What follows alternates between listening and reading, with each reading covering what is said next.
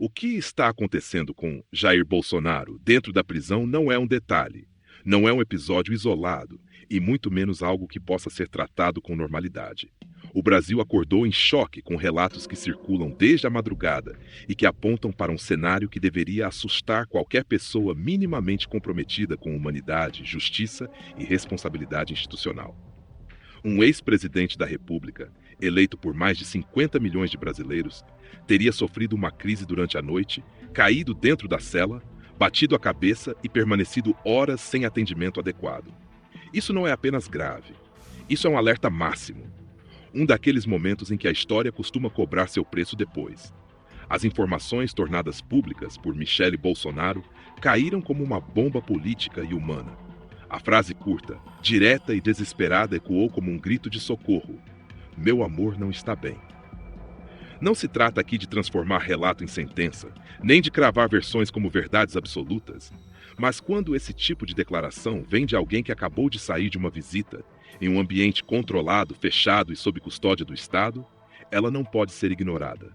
Ela precisa ser levada a sério, muito a sério. O episódio teria ocorrido dentro da Superintendência da Polícia Federal em Brasília.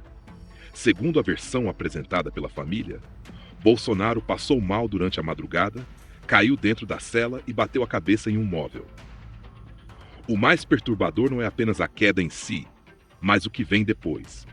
De acordo com o relato, ele teria permanecido sem atendimento por horas, já que o quarto fica fechado durante a madrugada, e o socorro só teria ocorrido no momento em que agentes foram chamá-lo para a visita de Michele.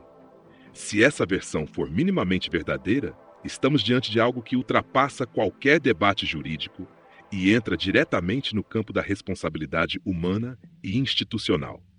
Não é possível ignorar o histórico clínico de Bolsonaro. Estamos falando de alguém que passou por uma cirurgia recente para a correção de hérnia inguinal bilateral, que enfrenta crises persistentes de soluços, que precisou realizar procedimentos envolvendo bloqueio do nervo frênico, que apresentou alterações de pressão arterial. Isso não é opinião, isso é fato público. É um paciente que exige acompanhamento médico constante, monitoramento, atenção, cuidado contínuo. A pergunta que se impõe é simples, direta e incômoda. Isso está acontecendo da forma adequada dentro da custódia? O simples fato de Michele ter ido acompanhada de um médico da equipe particular do ex-presidente já levanta questionamentos sérios. Se tudo estivesse sob controle, se o atendimento fosse plenamente satisfatório, por que a necessidade de intervenção externa? Por que a espera por esclarecimentos sobre os primeiros socorros prestados? Por que o silêncio? Por que a ausência de boletins médicos claros, regulares e detalhados? Em situações assim, o silêncio institucional não tranquiliza, ele apavora. Nas redes sociais e nos grupos políticos alinhados à direita, a reação foi imediata. Indignação, revolta e medo. Não um medo abstrato, mas um medo cru, direto, real. A sensação que se espalha é a de que algo pior pode acontecer a qualquer momento. Não como profecia, mas como consequência de um ambiente de extrema pressão, isolamento e fragilidade clínica. Para muitos apoiadores, o episódio da queda na cela não é um acidente banal. É um sinal, um aviso, um daqueles momentos que, quando ignorados, costumam anteceder tragédias. A leitura que ganha força entre conservadores é dura, mas precisa ser dita. A percepção é de que o sistema não quer apenas ver Bolsonaro preso, quer vê-lo quebrado, física e psicologicamente. Essa percepção não surge do nada.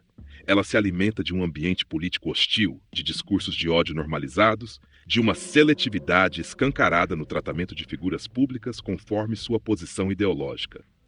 Para muitos brasileiros, não há dúvida de que, se fosse outro nome, de outro espectro político, o cuidado, a narrativa e a comoção seriam completamente diferentes. A partir desse episódio, a discussão deixa de ser apenas jurídica. Ela se torna humana e política em um nível profundo. O que está em jogo, segundo aliados, já não são apenas processos, recursos ou disputas narrativas. É a integridade física. É a própria vida de Jair Bolsonaro. Quando Michele pede orações, isso não é um gesto simbólico. É um pedido desesperado. É o reconhecimento de que a situação saiu do controle do discurso político e entrou no terreno do risco real. Nos bastidores, cresce a avaliação de que manter Bolsonaro nesse regime de custódia pode se transformar em um problema institucional de proporções gigantescas. Se algo mais grave acontecer, o impacto não será apenas interno, será internacional. A morte ou agravamento severo da saúde de um ex-presidente preso levantaria questionamentos que ultrapassam qualquer disputa partidária. Mancharia o país, marcaria uma geração, criaria um precedente histórico que nenhum discurso posterior conseguiria apagar. Críticos do sistema falam abertamente em indiferença institucional.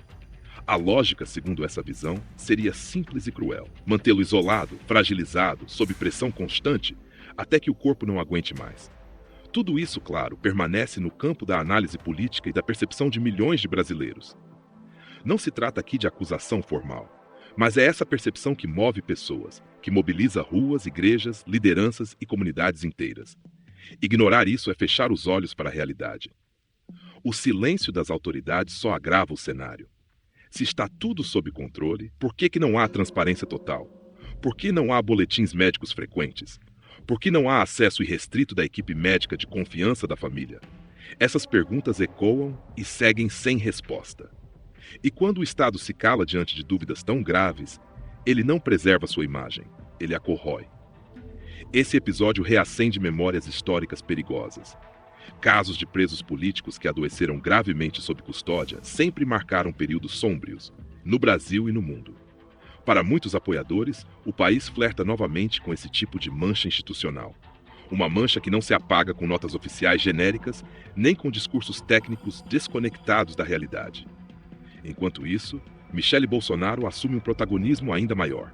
Sua postura pública, o tom emocional e o pedido por orações mobilizam uma base que já estava em alerta. Igrejas, grupos conservadores e lideranças políticas passaram a tratar o caso como prioridade absoluta. Não se trata mais apenas de política, trata-se de humanidade. Nada aqui é tratado como sentença definitiva. Tudo permanece no campo dos relatos, análises e cenários possíveis. Mas há algo que ninguém pode negar.